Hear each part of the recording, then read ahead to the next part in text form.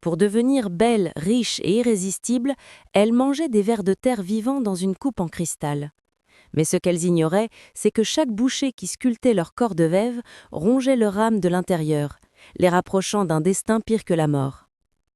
Dans la frénésie de la capitale, où les rêves de gloire se fracassent contre les murs de la réalité, vivaient trois amies, aussi inséparables que les trois doigts de la main.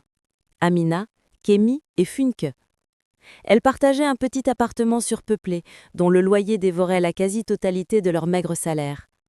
Amina, la plus douce des trois, était une créatrice de talent dont les croquis de mode ne dépassaient jamais les pages de son carnet.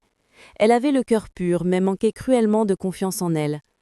Kémi était le feu du trio, ambitieuse, impitoyable, prête à tout pour s'extirper de la misère.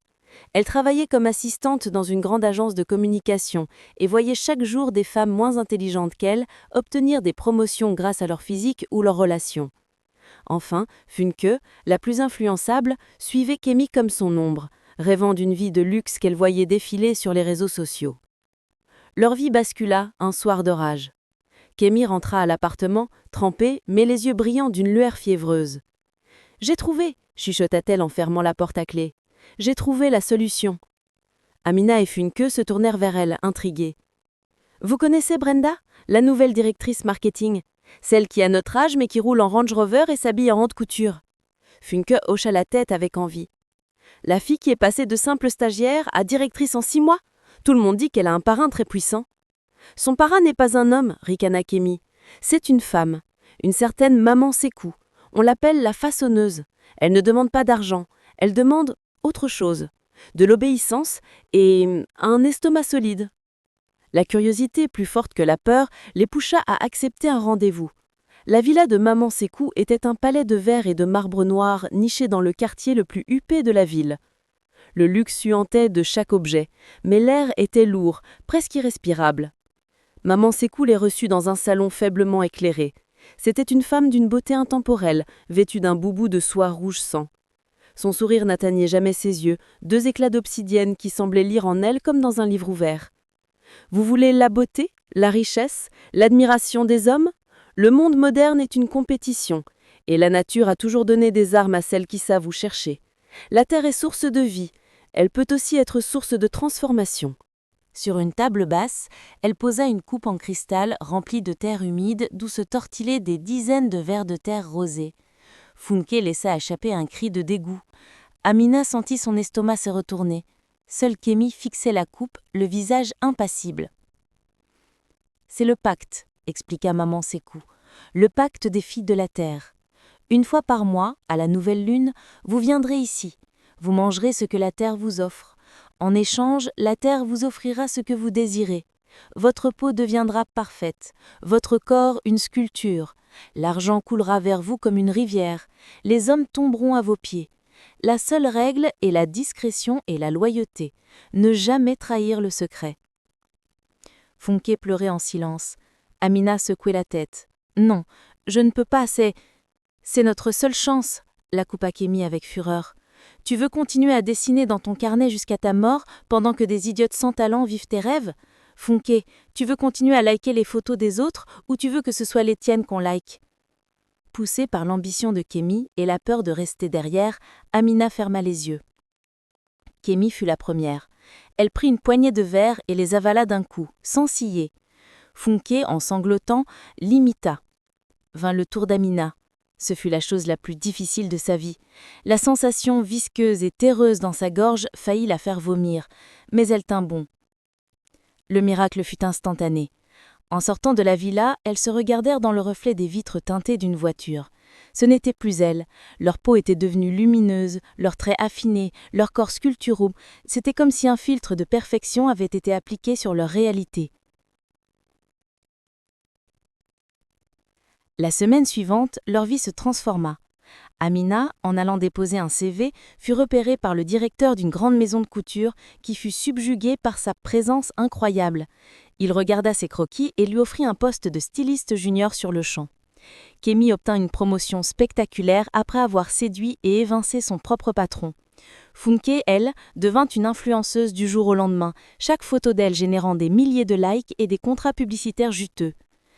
Elles emménagèrent dans un penthouse avec une vue panoramique sur la ville. Voitures de luxe, vêtements de créateurs, soirées exclusives, elles avaient tout dont elles avaient rêvé. Les rituels mensuels chez Maman Sékou étaient devenus une formalité, un prix dégoûtant mais acceptable à payer pour cette vie de rêve. C'est au sommet de sa nouvelle gloire qu'Amina rencontra David. C'était un architecte brillant, beau et surtout profondément bon. Contrairement aux autres hommes qui n'étaient attirés que par son physique irréel, David semblait voir au-delà. Il était fasciné par son talent, sa douceur, l'ancienne Amina qui se cachait encore sous la surface. Pour la première fois, Amina tomba réellement amoureuse. Mais les fissures dans leur paradis commencèrent à apparaître. Funke devint paranoïaque. Elle se plaignait de cauchemars ou des vers grouillaient sous sa peau. Parfois, elle passait des heures devant le miroir, terrifiée à l'idée que sa beauté s'efface. Kémy, elle, devenait de plus en plus froide et calculatrice. Pour obtenir un marché colossal, elle ruina sans scrupule un concurrent qui fit une dépression et perdit tout. Amina fut horrifiée en l'apprenant. « Notre succès vient du malheur des autres, Kémy. Tu ne vois pas ? Je vois que nous ne sommes plus pauvres, Amina. C'est tout ce qui compte. La vie est une jungle. Il faut être un prédateur, pas une proie. » Le doute s'installa en Amina. L'amour qu'elle ressentait pour David semblait artificiel. Elle pouvait dire les mots, jouer le rôle de la femme amoureuse, mais la chaleur profonde, la joie sincère, lui échappaient. C'était comme si sa nouvelle beauté avait érigé un mur de glace autour de son cœur. Le point de rupture arriva lors d'un rituel. Funke, secouée par des tremblements, refusa de manger les vers. « Je n'en peux plus, Maman Sékou. Je veux arrêter. Je veux ma vie d'avant. » Le visage de Maman Sékou se figea. Son sourire disparut, remplacé par une expression d'une froideur mortelle. « Le pacte ne se brise pas, ma chère. Il ne se termine que lorsque je le décide. » Dès le lendemain, Funke tomba malade. Une maladie étrange qu'aucun médecin ne pouvait diagnostiquer. Sa peau sublime commença à se flétrir. Des taches sombres apparurent sur son visage. En une semaine, sa beauté surnaturelle se mua en une laideur cauchemardesque. Elle se terra dans sa chambre, hurlant dès qu'elle voyait son reflet. Amina était dévastée. Elle comprit enfin la nature du pacte. La beauté n'était pas une création, c'était un vol. Elle volait la vitalité, la chance, la vie des autres. Et si elles arrêtaient, le pacte se retournait contre elles et dévorait leur propre essence. Terrifiée, Amina décida de tout avouer à David. Elle s'attendait au dégoût, au rejet. Assis dans leur salon luxueux, elle lui raconta tout, en larmes. Maman Sékou, les vers de terre, la maladie de Funke. David l'écouta, le visage grave, sans l'interrompre. Quand elle eut fini, il lui prit la main. « La femme dont je suis tombé amoureux n'est pas cette créature parfaite, Amina. C'est la jeune femme talentueuse et douce que j'ai vue dans tes yeux le premier jour. Ce que tu as fait est terrible, mais ta souffrance me prouve que ton âme n'est pas perdue. Nous allons trouver une solution, ensemble. » Le soutien de David lui donna une force qu'elle ne soupçonnait pas. Sur ses conseils, ils cherchèrent de l'aide non pas auprès de la médecine moderne, mais auprès de la sagesse ancienne. On leur parla d'un vieil homme, Papa Adé, un sage qui vivait retiré dans un village loin de la ville, un homme qui comprenait les pactes et les énergies sombres. Leur voyage fut long.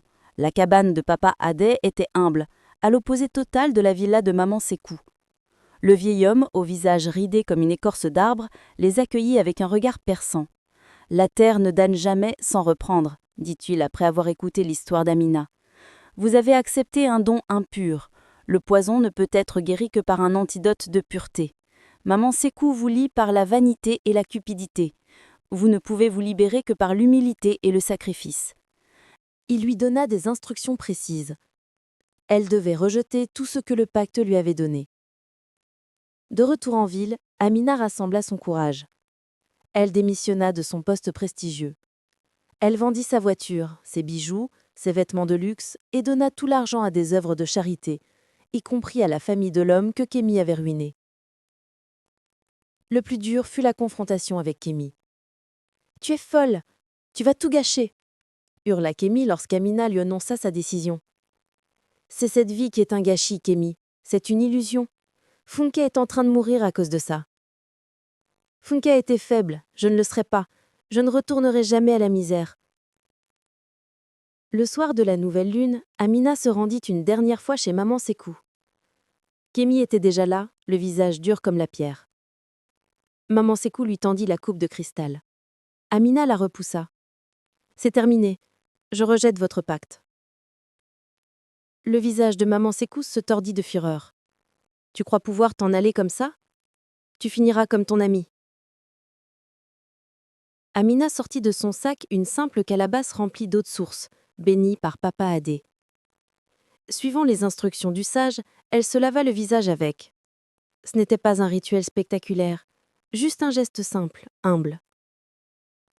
Je rejette la beauté volée, dit-elle d'une voix forte. Je rejette la richesse bâtie sur la souffrance. Je choisis d'être moi-même, avec mes imperfections et ma dignité. Une lumière douce émana d'elle. Maman Sékou poussa un cri strident, comme si la lumière la brûlait. L'illusion de beauté d'Amina se brisa. En quelques secondes, elle redevint la jeune femme qu'elle était avant le pacte, simple, normale, mais avec une nouvelle lueur de paix dans les yeux. Kémy, voyant le pouvoir de maman Sékou faiblir, se jeta sur la coupe et se mit à dévorer les verres frénétiquement, comme pour absorber plus de puissance. Mais le pacte, déséquilibré par le départ d'Amina, devint instable.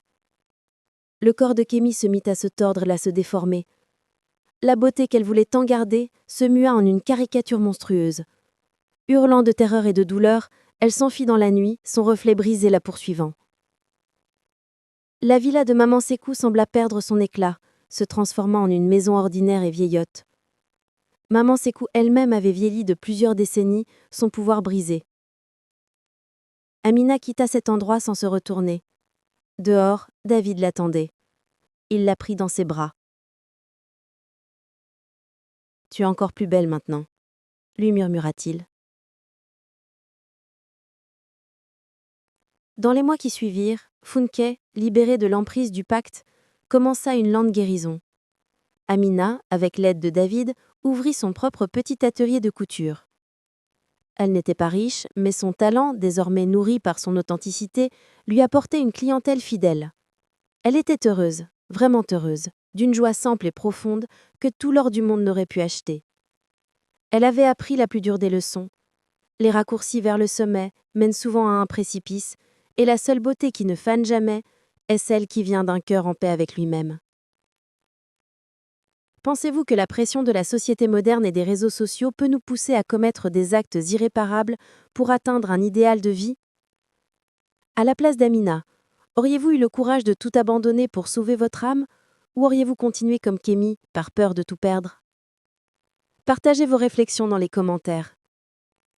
Si cette histoire vous a touché et vous a fait réfléchir, n'oubliez pas de vous abonner à la chaîne Les Histoires de Pris pour ne manquer aucune de nos prochaines histoires. Laissez un gros pouce bleu pour nous montrer votre soutien, partagez cette vidéo avec vos amis et votre famille, et surtout, activez la cloche de notification pour être les premiers informés de nos nouvelles publications. À très bientôt pour une nouvelle histoire de Pris.